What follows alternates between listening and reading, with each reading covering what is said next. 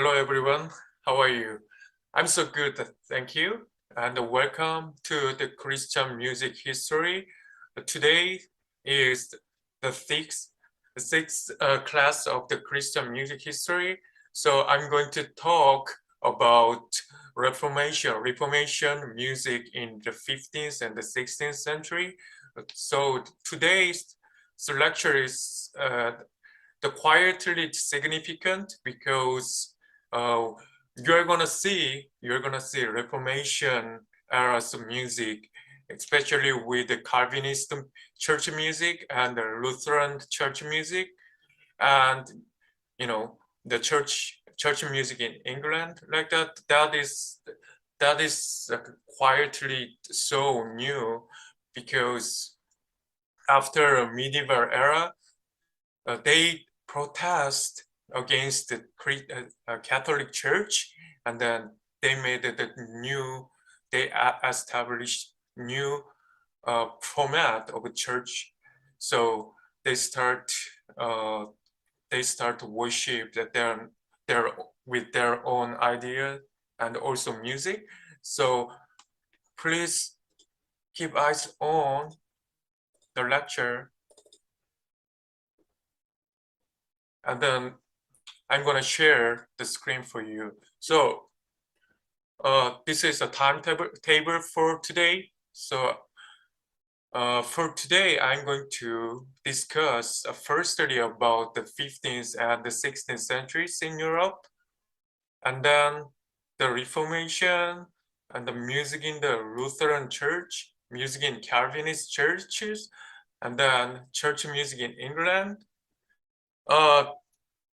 Basically, in the timetable, I was thinking, you know, I need to talk about the Catholic Church music at that time, but it is a lot already. So I think I'm gonna postpone the Catholic Church music, the, to the next class, or I'm thinking to just, uh, erase the Catholic Church music because for us, the Lutheran Church and the Calvinist church music, I mean, the Protestant church music is more important.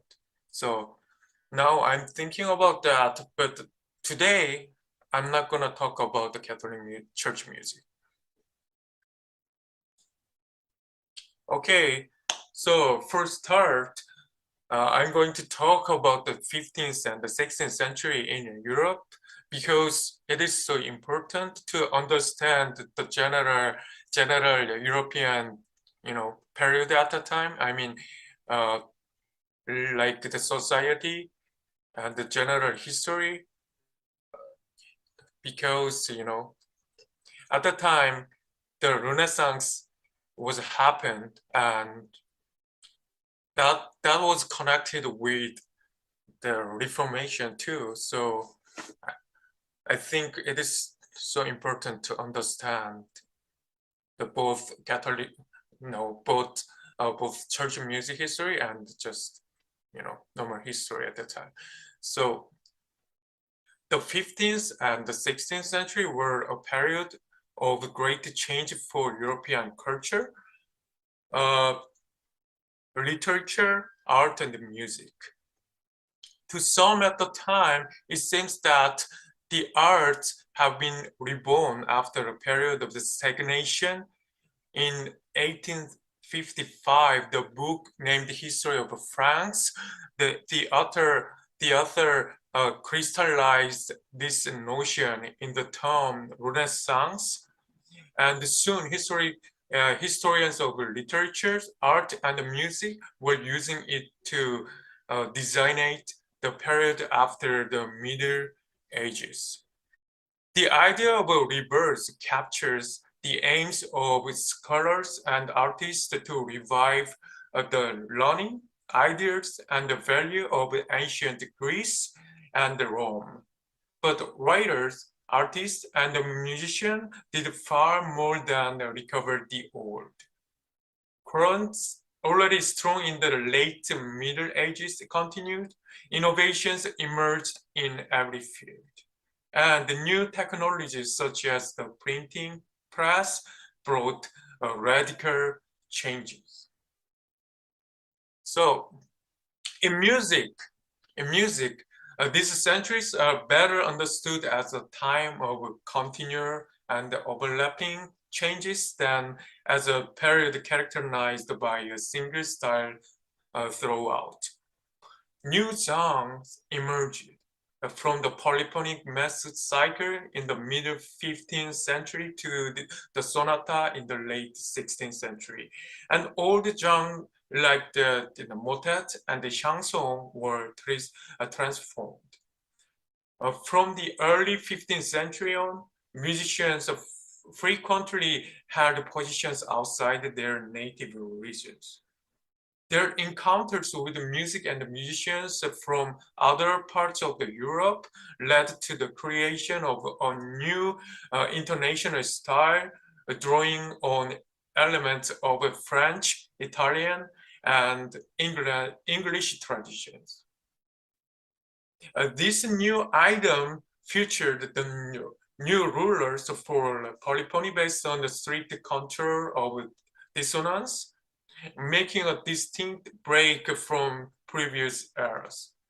These rules for counterpoint and dissonant the treatment were followed by composers throughout the 15th and the 16th centuries, and this shared practice united these centuries as the current historical period in music.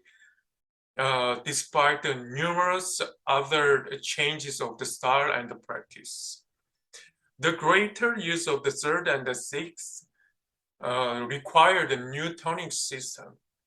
The late 15th century saw the emergence of the two principal textures that would predominate in the 16th century's music, imitative counterpoint and the homophony.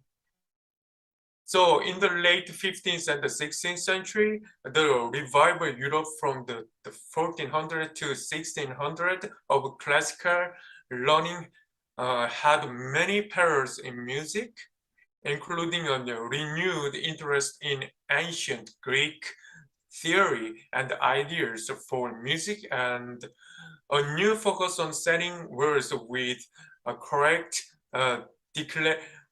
declamation while reflecting the meanings and emotion of the text. The development of music printing in the early 16th century made notate music available to a wider public. Amateurs bought music to perform for their own entertainment, encouraging composers to produce new and more popular kinds of music, especially sung in vernacular languages and music for instruments, and promoting the spread of many new genres of the vocal and instrument music. The Reformation brought new forms of the religious music for Protestant churches and new styles for Catholic music.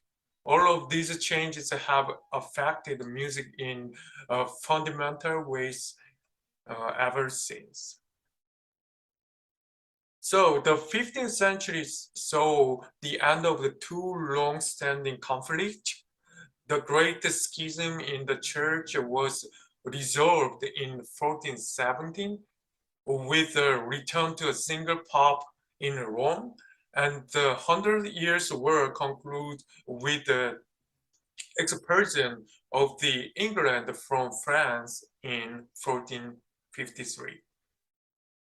The same year, Constantinople fell to the Ottoman Turks, ending the Byzantine Empire. New conflicts emerged in their place as the Turks conquered the Balkans and Hungary over the next century, and the Roman Church was splintered by the Reformation. a movement that began in 1517 as a debate about church practice, but quickly led to the formation of the new Protestant dominations and more than a century of theological dispute and religious wars. So most significant in the long run was the rise of Europe as a world power. A larger ship, a better navigational aid, and a more powerful weapon helped the European expand their influence beyond the Mediterranean and the northern Atlantic. During the 15th century, the Portuguese established colonies and the trade routes extending around Africa to India and the East Indies. Columbus' encounter with the New World in the 1492 led to Spanish and Portuguese colonies in the Americas, to be followed in the early 17th century by the French, English, and the Dutch.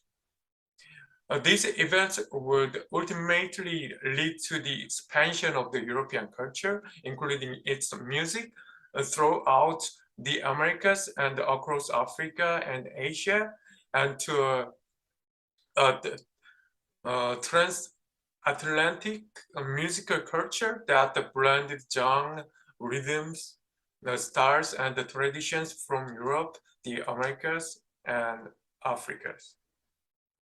After the economic confusion of the 14th century, the European economy stabilized around the 1400 and began to grow.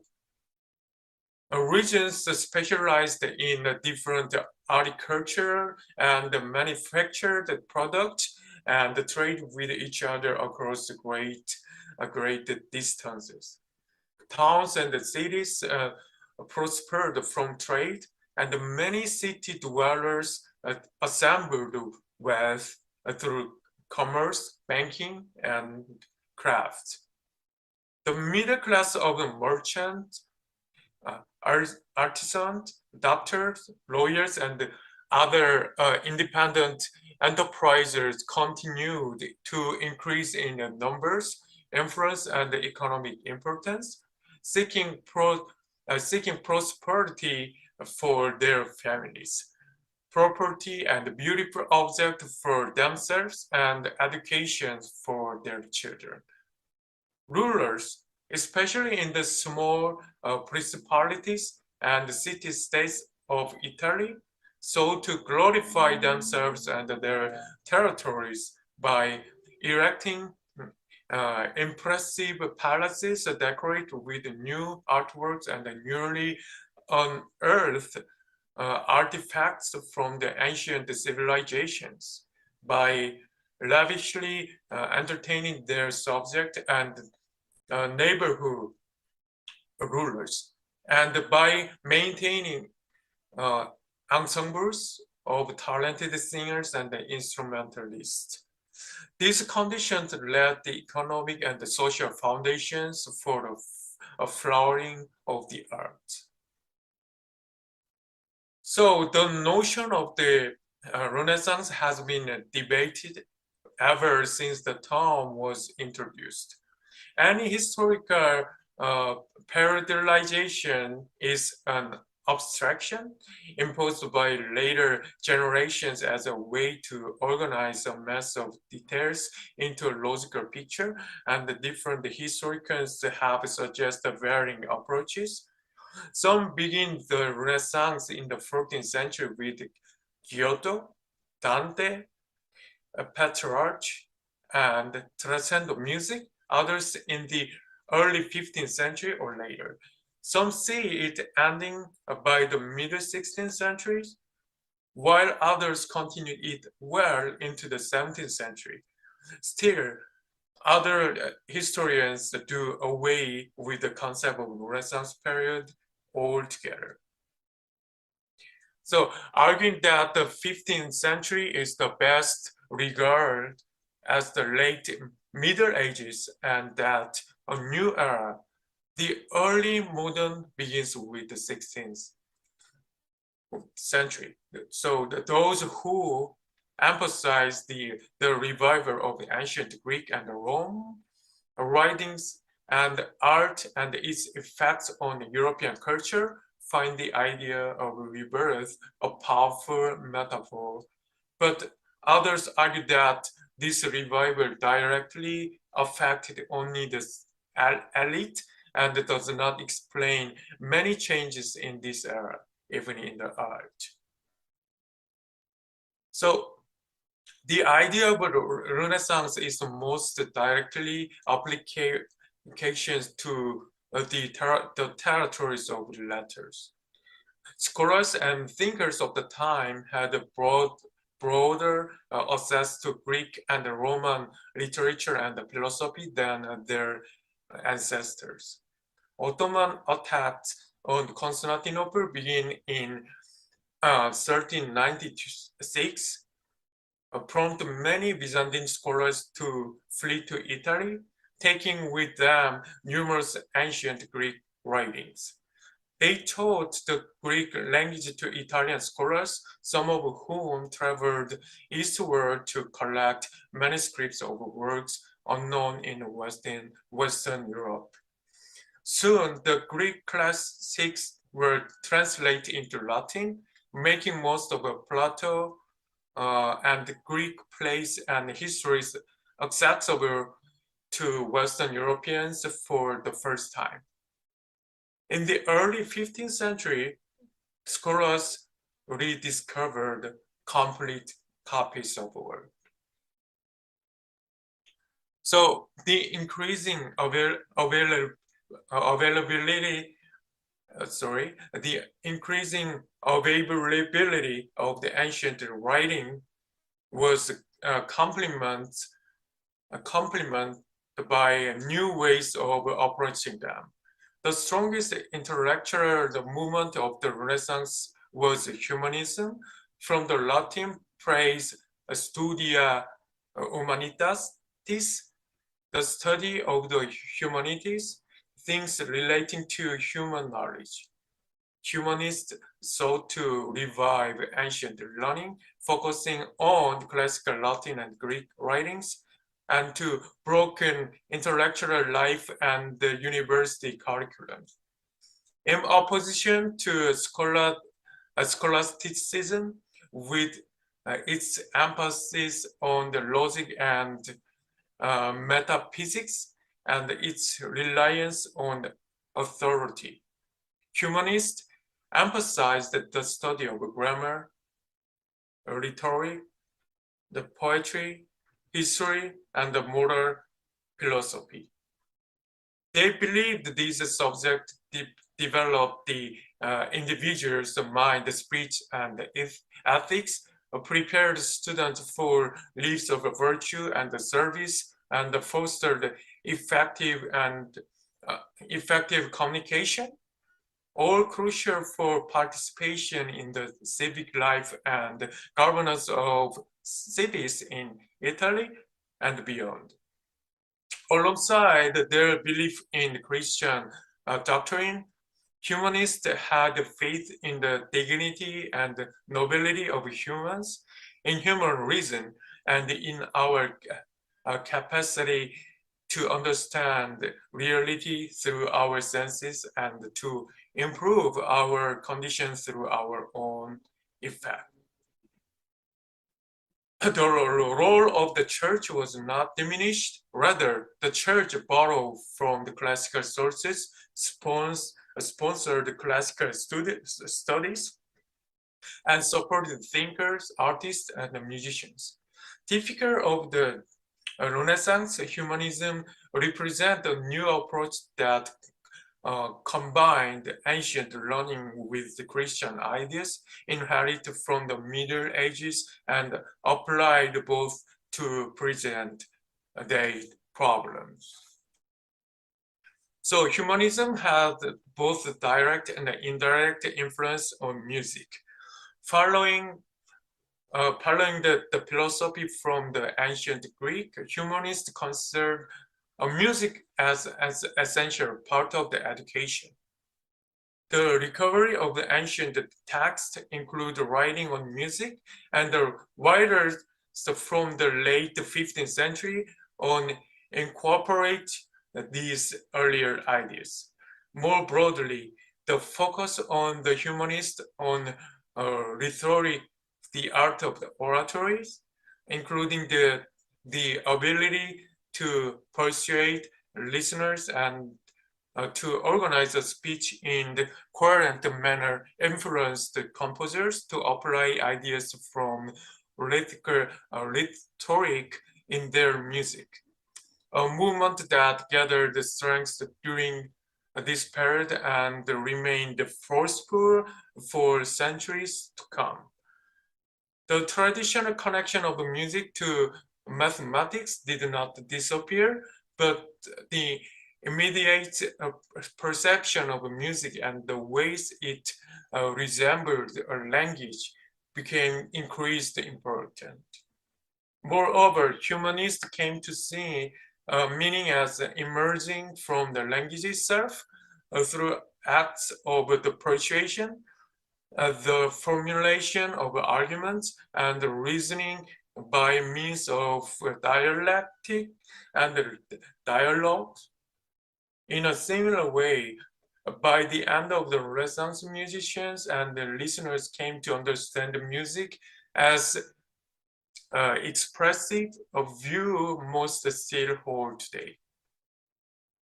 Now I'm going to introduce about the 15th century's Christian music and the history briefly, because I'm going to focus on more for 16th century, especially Reformation. So before to continue, I'm going to show you one video about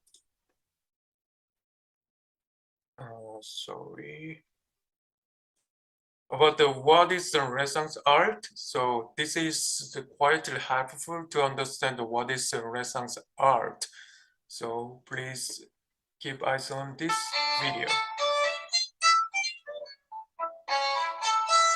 Renaissance art, and the term itself comes from Rinascimento in Italian, which means rebirth, changes the focus from a purely spiritual aspect that you get in the medieval period to a focus gradually that takes place over 200 years that places humanity at the center of art, so that you get a greater focus on everyday life. You get a greater focus on the importance of the mind as well as the spirit, and it is an opening up of ideas. And it was Leonardo da Vinci who used this notion of man being the measure of all things, and that really encompasses all of those ideas.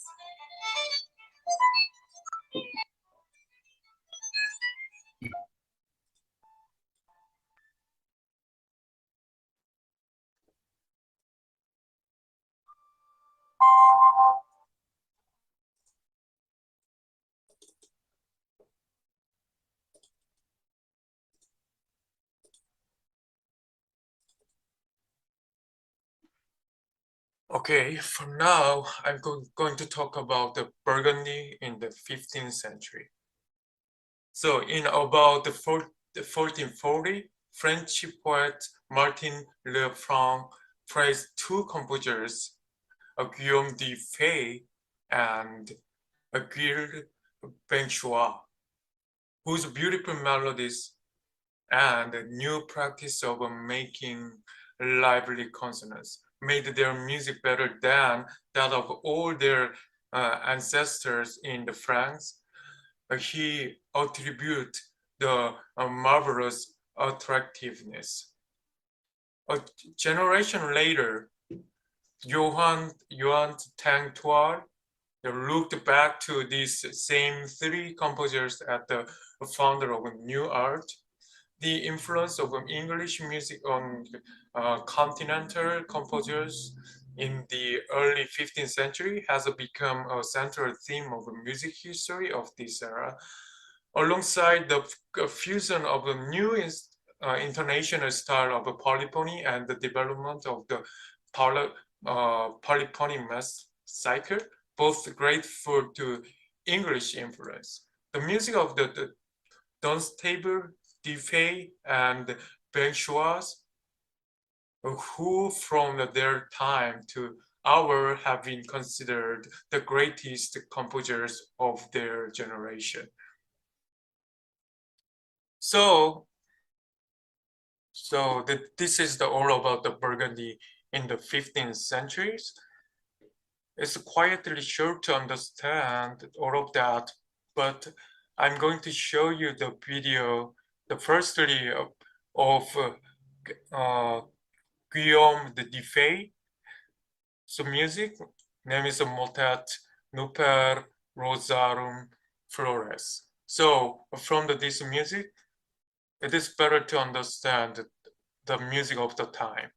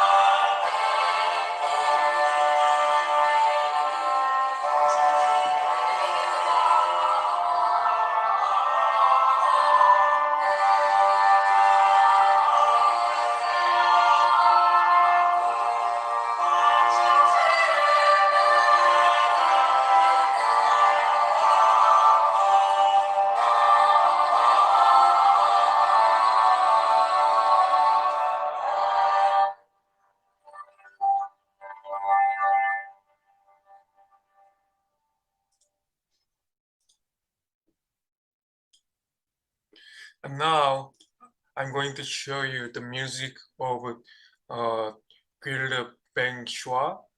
The name is The Triste Plaisir et Douloureuse Zoe with the Solazzo Ensemble.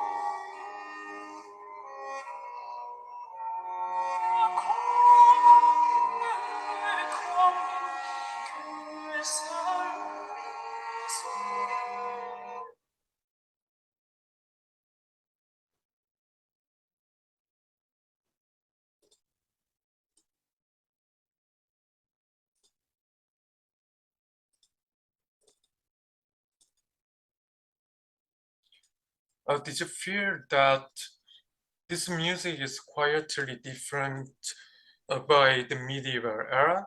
Because this music is more connected with Baroque era's music because of the Renaissance. So you can feel the music is more relative with humans' life. It is not only about the secular music, but also the church music. Also, you can feel the humans, the torment, lament, sorrow, happiness, all about the humans' emotions with music. So let's go on. So now I'm going to talk about the Franco-Flemish composers in the 1450 to 1520. The later 15th and the early 16th century saw the continuing prominence of the composers from the northern France, Flanders, and the Netherlands, who served the court and the cities throughout France, the Low Countries, Italy, Spain, Germany, Bohemia, and Austria.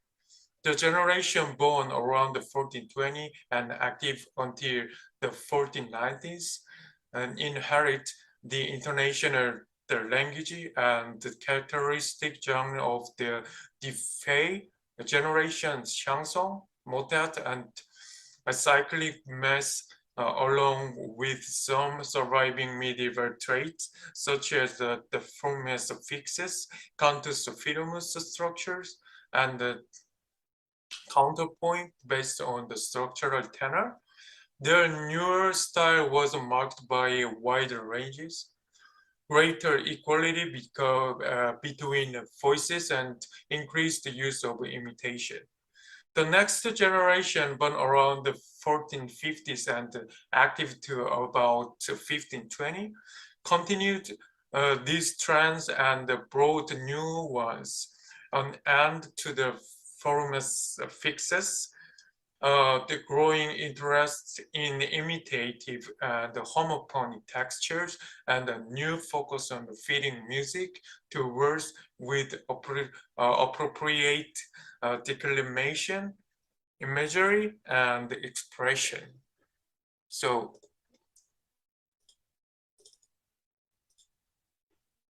I'm going to show you the polyphony music in the 1450 to 1520 of Franco, Flemish composers.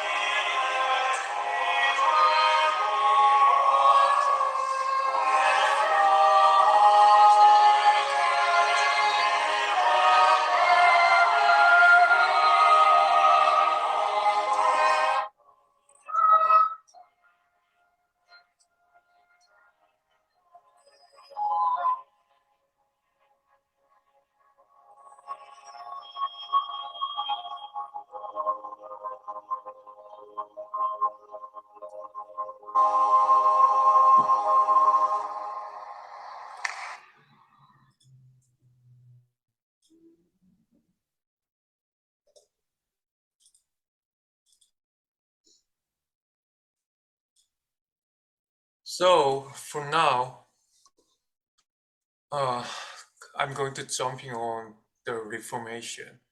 The Reformation began as a theological dispute and expanded into a rebellion against the authority of the Catholic Church. It started in Germany with Martin Luther, then spread to most of Northern Europe, as shown in the picture.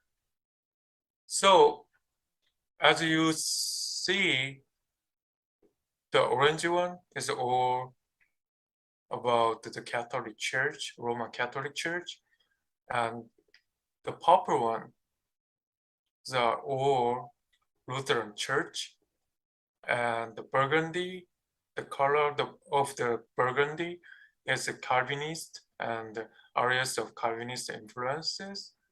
And then look at the Britain. So this is the Church of the England, the southern way of the Britain. So there were three main branches. The Lutheran movement in the northern Germany and Scandinavia, the Calvinist movement led by John Calvin that spread from Switzerland and the Low Countries to France to Britain, and the Church of the England, organized by King Henry VIII for political reasons, but ultimately influenced by Reformation ideas. The theology and the circumstances of each branch determined its values and the choices concerning music. So knowing the religious and the political issues behind each movement will help us understand why their music takes the forms it does. So look at the picture, please. The leader of the Reformation was Martin Luther, a professor of the biblical theology at the University of Wittenberg. His approach to theology was influenced by his humanistic education, which taught him to rely on reason, on a direct experience, and on his own reading of scripture rather than on a received authority.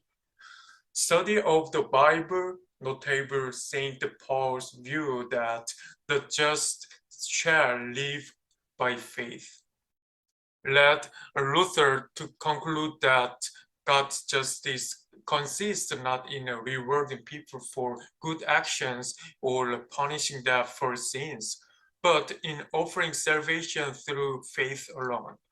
His views contradict Catholic doctrine, which held that religious rituals retributions, and good works were necessary for the absolution of sin. Luther also insists that religious authority was derived from the scripture alone, so that if a belief or practice had no basis in the Bible, it could not be true. This notion challenged the authority of the church, which had developed a practice that rested on tradition rather than scripture. One such practice was the sale of privileges, like credit for good actions done by others, which one could purchase to reduce the punishment for sin. This practice raised money for the Catholic Church, but it had no scriptural basis and violated Luther's principle that salvation was granted through the faith alone, not works.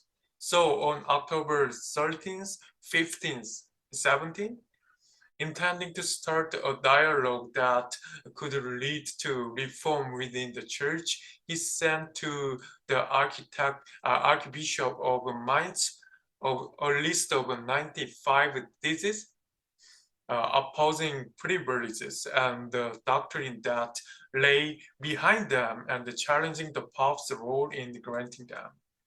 He posted copies in the Wittenberg, and soon his theses were printed and extended widely, making Luther famous. When pressed to annul, he instead affirmed the primacy of scripture of the Catholic hierarchy. In response, the Pope charged him with heresy in 1519 and excommunicated him in 1520. By then, Luther had numerous followers in German universities and among the populace. He organized a new church known in English as the Lutheran Church. Many German princes support him and made Lutheranism the state religion, freeing them from control by Rome. So,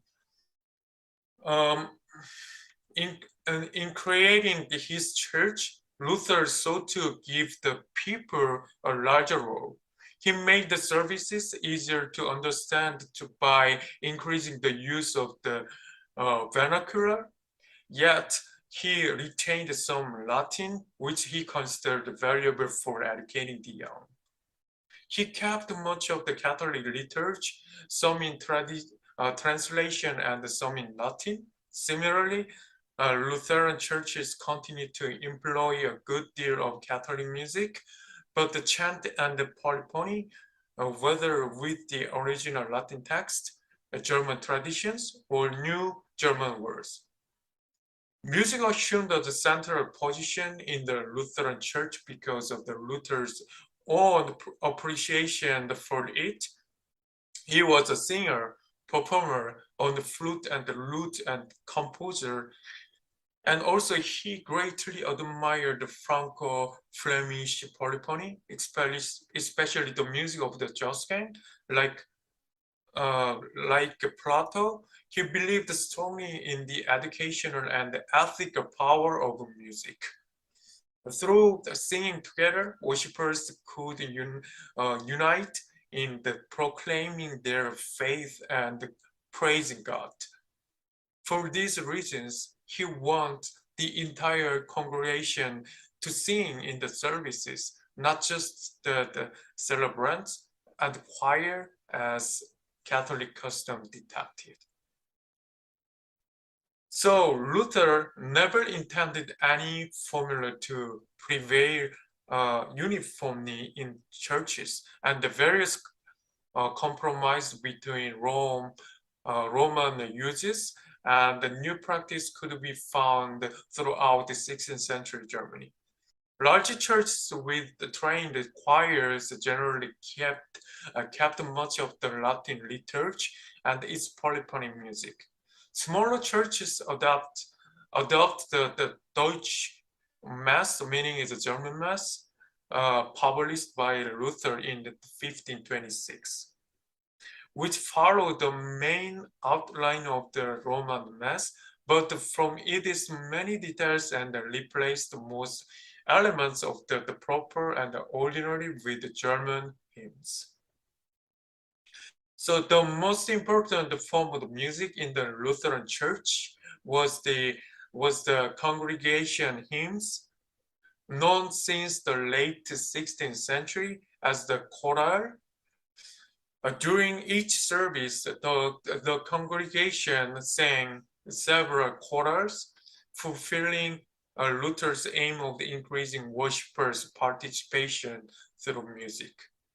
So chorals are known today primarily in four-part harmonized setting, but they originally consist of only metric, rhyme, strophic poem, and the melody in simple rhythm sung in unison without harmonization or accompaniment. In Luther's time, the congregation was led in its singing by a monophonic choir. Of course, chorals, like plain chant, could be enriched through harmony and counterpoint and reworked into large musical forms. Just as most medieval and Renaissance Catholic Church music was based on chant, so Lutheran church music of the 16th through 18th centuries largely grew about the choral. Luther and his colleagues worked quickly to provide chorals suitable for every Sunday of the church year. Luther wrote many of the poems and melodies himself.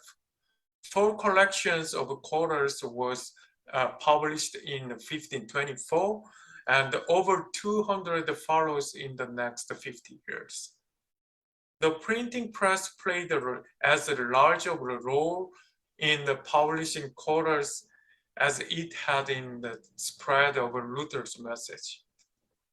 In addition to composing new tunes, Luther and his followers fashioned chorals by adapting Gregorian chant, German devotional songs, and secular songs. Recycling existing music had practical advantages. It was a fast way to produce a large number of the chorals and gave a congregant familiar melodies to sing, reducing the amount of new music they had to learn. But it also served other purposes. Using Gregorian melodies and German religious songs asserted a sense of the community with past Christian traditions. At the same time, converting Catholic songs into Lutheran ones was an act of appropriation that proclaimed the superiority and vibrancy of the new church and challenged the old order. Likewise, remarking secular songs into religious ones, the dominance of the religion in daily life, even while appealing to the broadcast of popular taste. So please look at the picture. The picture shows the chant hymn Veni Redemptor Gentium, the first one, and the Luther's adoption of its as a choral named Nun komm der Heiden Heiland. Luther's poem is a rhymed, a metrical translation of the Latin text. The notes that are shared are marked with an X. You can see the X on the picture, showing that Luther took over most of the melody, yet made several significant alternations. Changing the first and the last note in the middle phrase gives the melody of new figuration with a single high point for each phrase. Although the first and the last phrases in the chant hymn differ from each other, in the choral they are the same, highlighting the sense of closure. Most important, the choral has a distinct rhythmic profile of long and short notes. The changes recast the melody in an appearing, up-to-date style that was easier for lay worshippers to sing. The transformation of a chant into a current style is akin to the paraphrases we have seen by DeFay, Isaac, and Joskin. So for now, I'm going to show you the song named Nun Kom der Heiden Heiland. At the time, this is the original one by Martin Luther.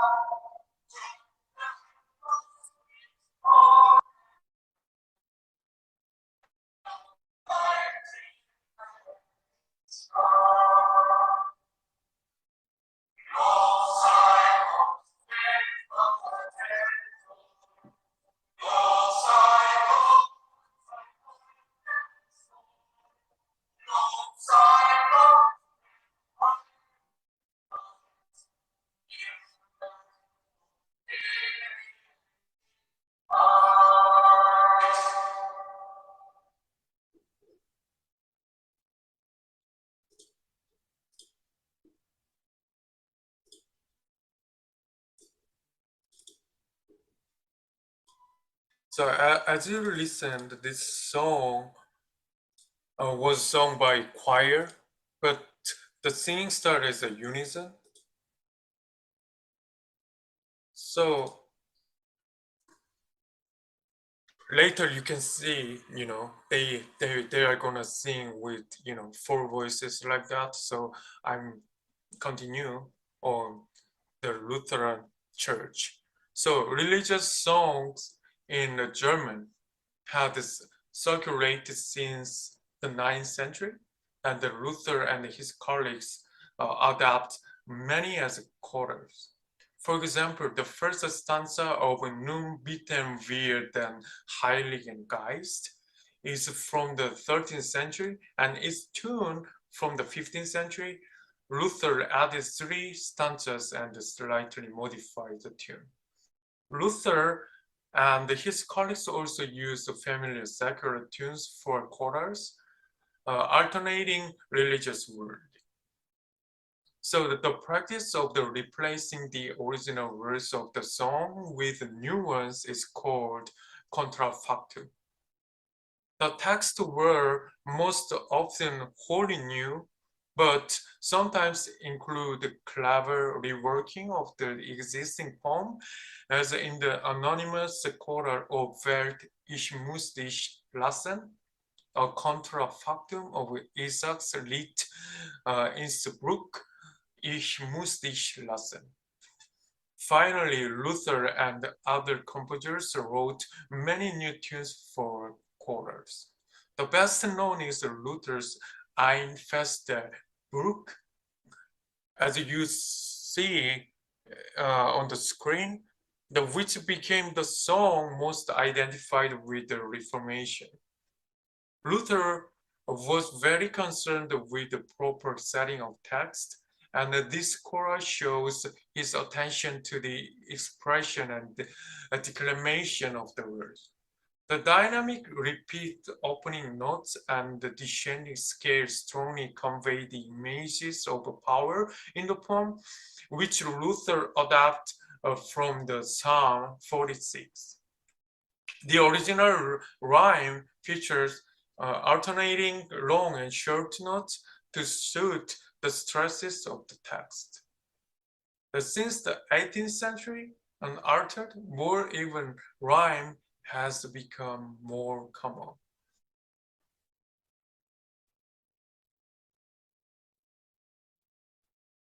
So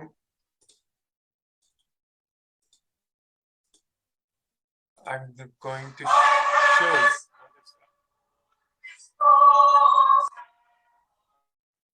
This is so familiar for you, right?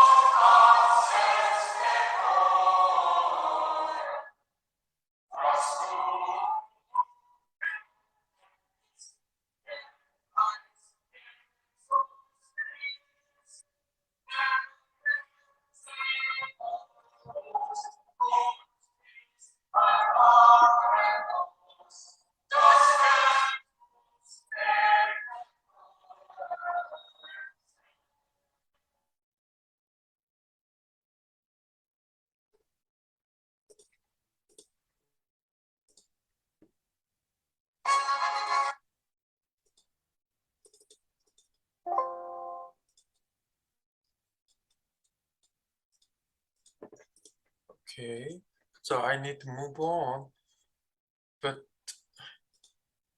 I'm so sorry, this picture is not about the example of Ein feste Bruch.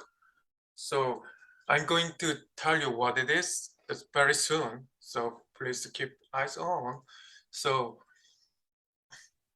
Lutheran composers soon began to write the polyphonic settings for chorals. These serve the two purposes: group singing in homes and schools, and performance in church by choirs. Early published collection of choral settings were aimed at providing music for young people to sing that was wholesome and could rid them of their love.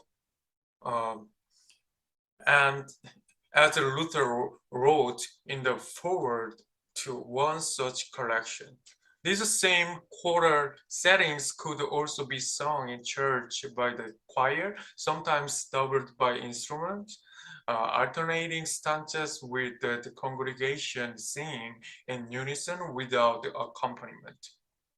Such ways of performing chorals added variety and interest to the music of the service. Composers use a variety of approaches borrowed from the existing genre, Many settings adopt the traditional technique of the German lieder, placing the unaltered choral tune in the tenor and surrounding it with three or more free-flowing parts, as in the setting by Luther's collaborator Johann Vater. So this is the example of the Johann Vater's music. So more elaborate settings known as choral motets borrowed the technique from the Franco-Flemish motet. Some treat the choral as the cantus firmus in a relatively long notes surrounded by free or imitative polyphony. Others developed each praise of the choral imitatively inner voices, as in Isaac's Pure Nartus Est. An example of such a choral motet is an example of B and the picture, in which each voice paraphrases the choral, some more closely than others. So I'm going to show you the video of Johann Vater's Ein feste Burg ist unser Gott.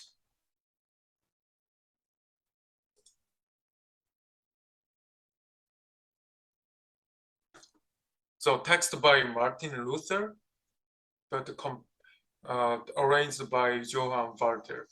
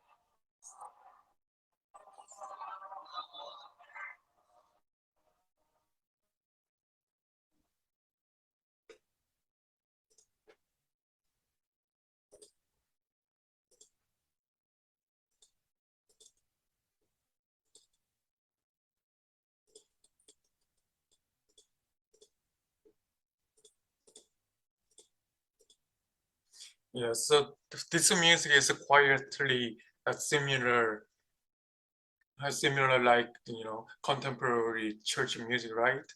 So nowadays in the worship service, we can listen to music and we can sing.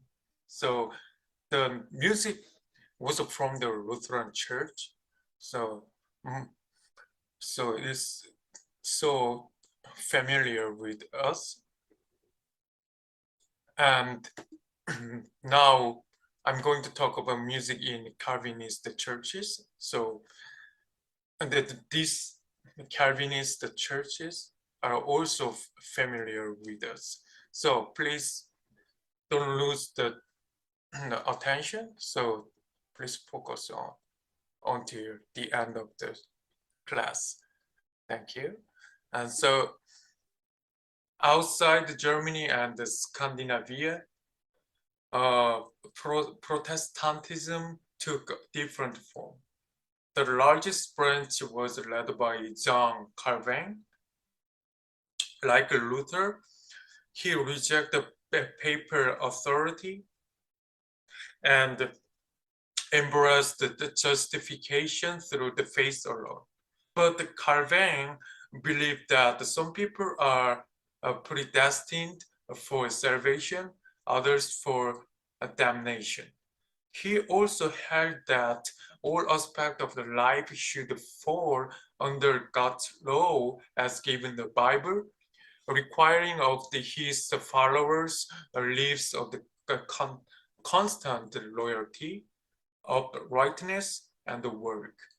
From his center at Geneva, missionaries spread Calvinism across Switzerland and to other lands, establishing the Dutch Reformed Church in the Netherlands, the Presbyterian Church in Scotland, and the Puritans in England.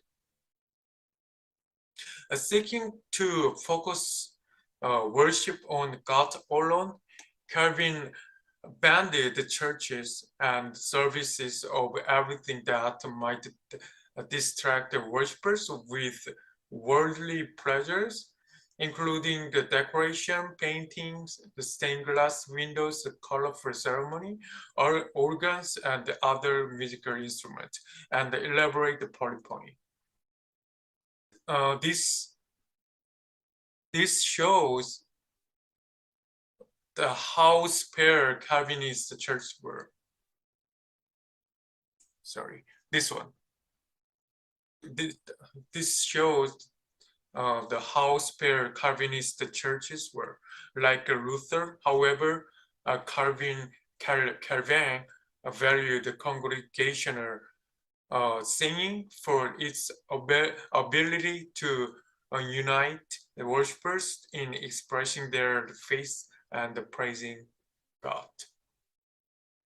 So Calvin insists that only a biblical text, especially Psalms, should be sung in church. But Psalms had verses of varying lengths, making them difficult for a congregation to sing. The solution was to recast them as metrical psalms of metric, rhyme, strophic traditions of psalms in the vernacular that were set to newly composed melodies or tunes adapted from chant or other sources.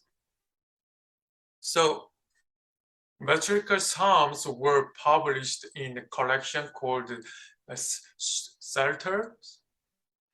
Calvin issued several in French beginning in the 1539. Tens of thousands of copies were printed in several cities, a sign of the growing importance of the printing as a means for disseminating music. The psalms were sung in church in unaccompanied unison. The melodies move mostly by step, giving them a simplicity The most widely known melody is the tune for Psalm 134 by Roi Bourgeois, shown in the picture like that.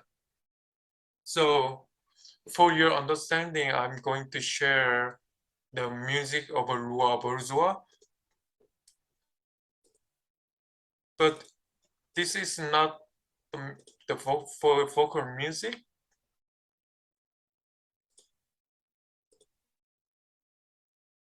And this is not the Psalm the 134 because I couldn't find the 134. So this is the Psalm. This is Psalm 3.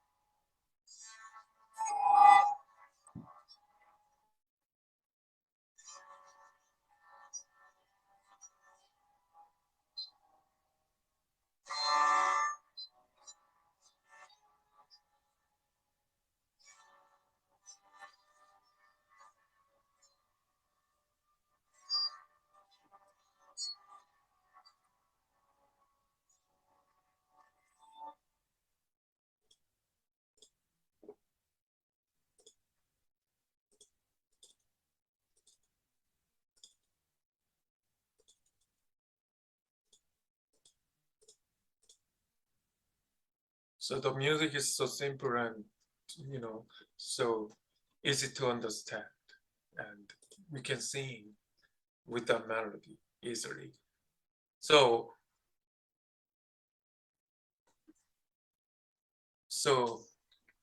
I'm going to talk more about the polyphonic psalm settings in the Calvinist churches.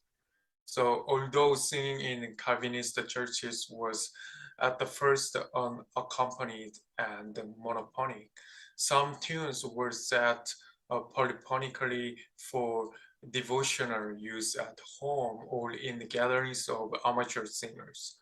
The settings were typically in 4 or 5 parts with the tune in either the tenor or the spurious, and ranged from the simple choral melody to motet-like settings in cantus firmus style or imitation.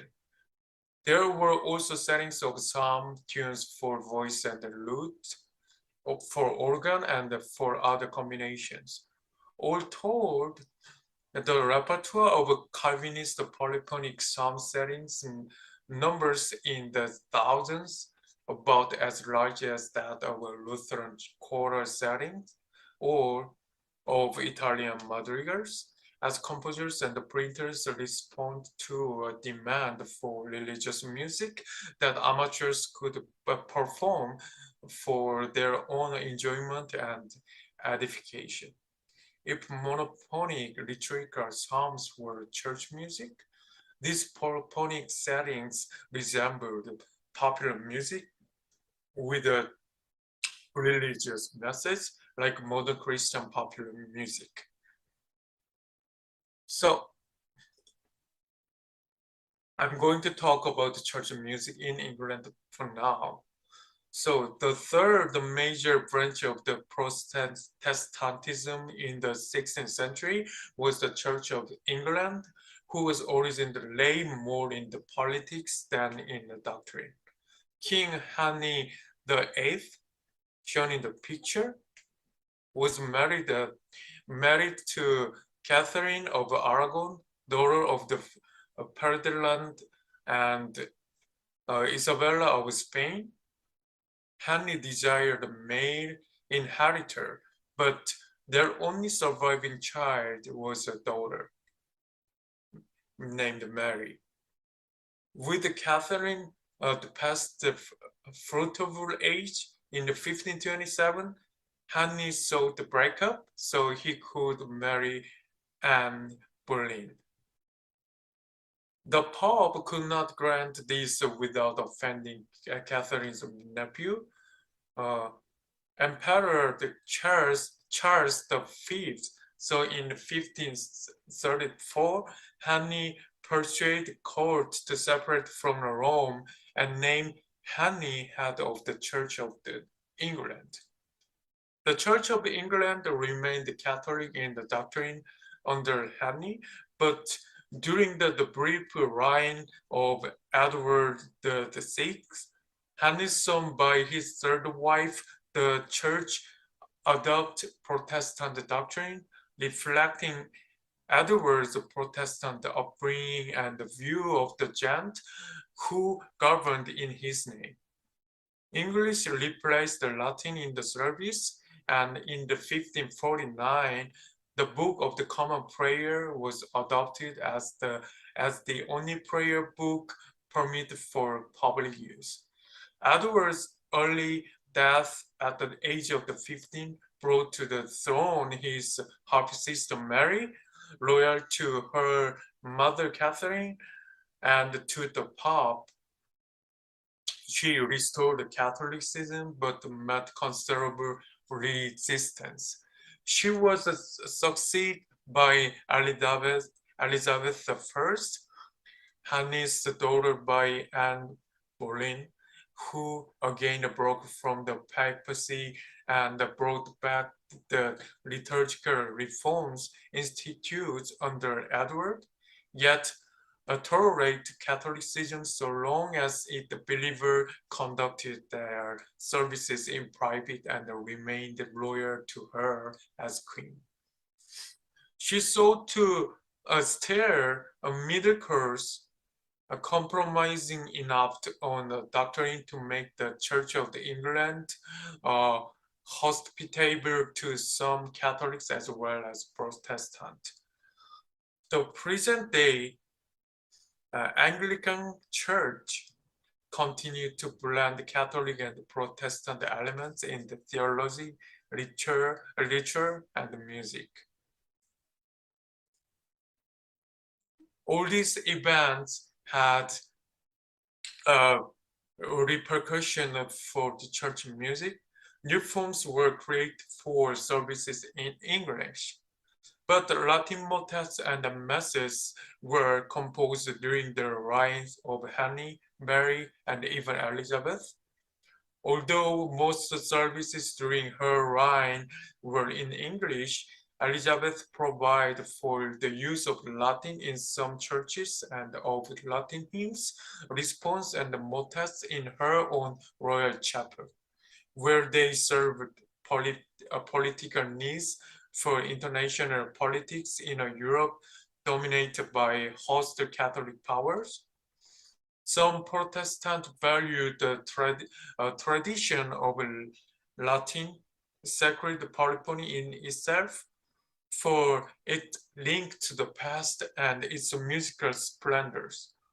And the Catholics continued to hold services in private households, often in secret, for which new Latin works were composed.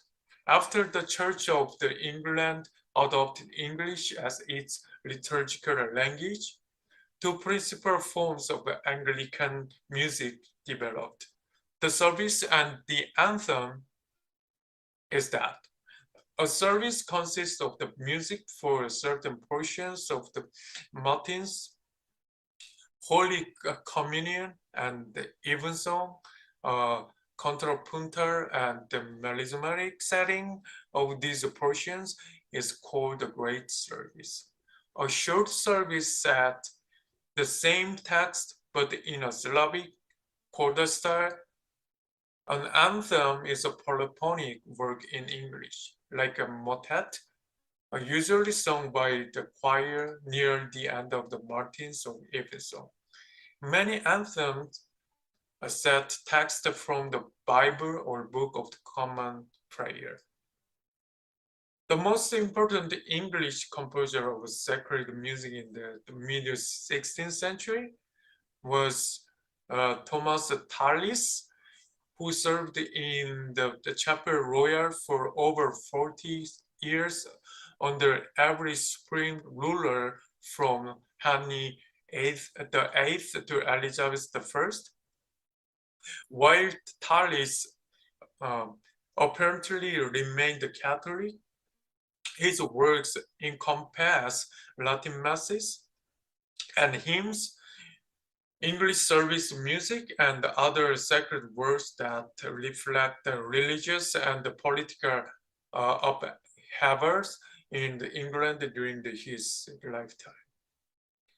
Tallis' If Ye Love Me exemplifies the early anthem.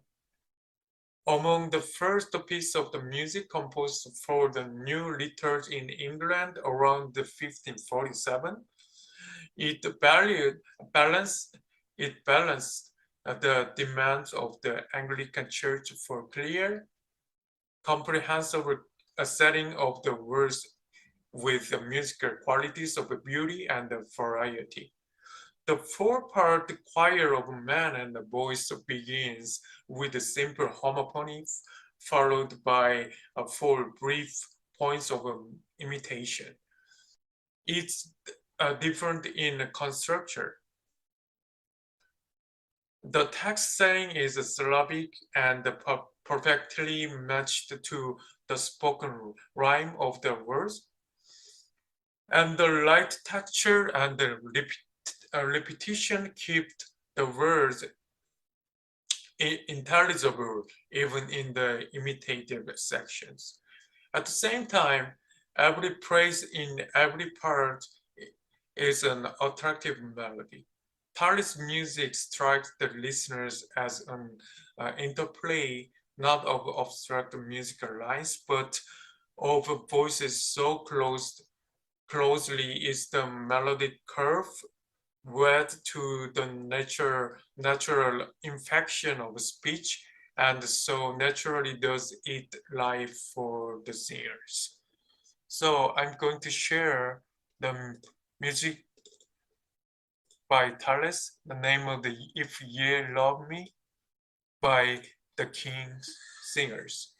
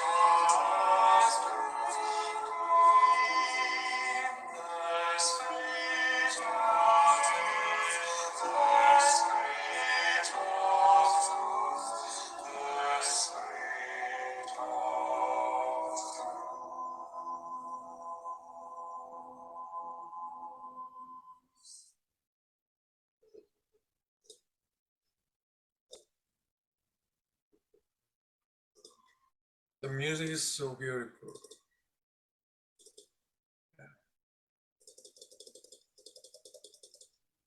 Does show why Talis was the most important composer at the time.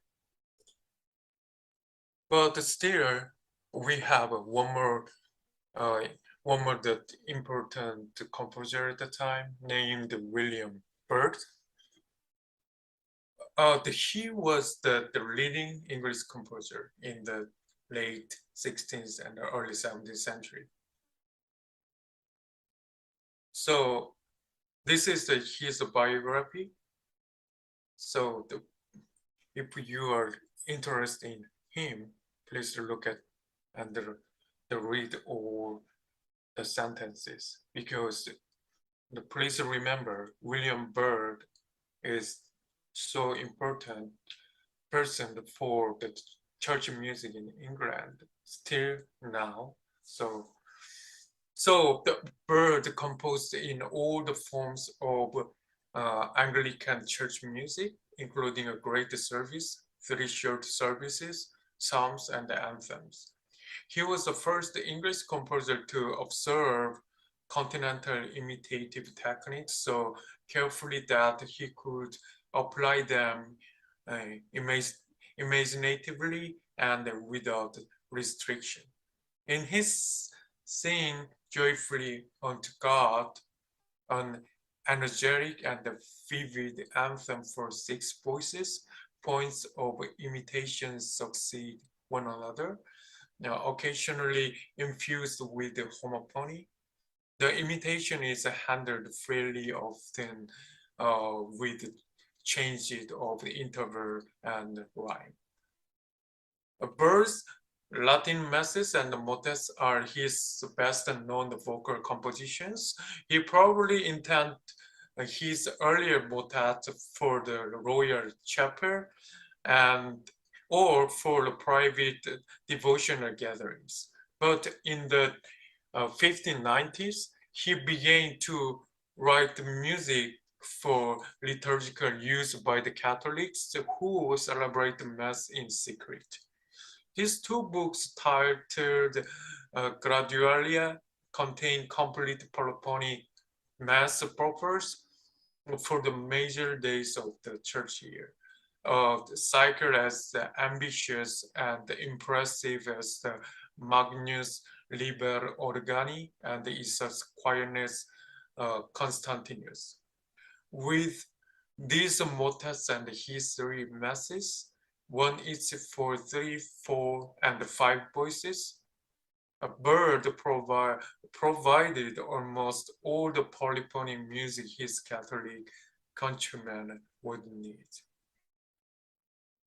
So Byrd was a Catholic in an Anglican state, a loyal subject of and a servant of the Queen Elizabeth, protected by her from the prosecution for his religious practice, and yet commit to providing music for his friends and the patrons to use in their sacred service. So I'm going to share the music by William Byrd. The name to Sing Joyfully by the King's Singers again. Sing joyfully,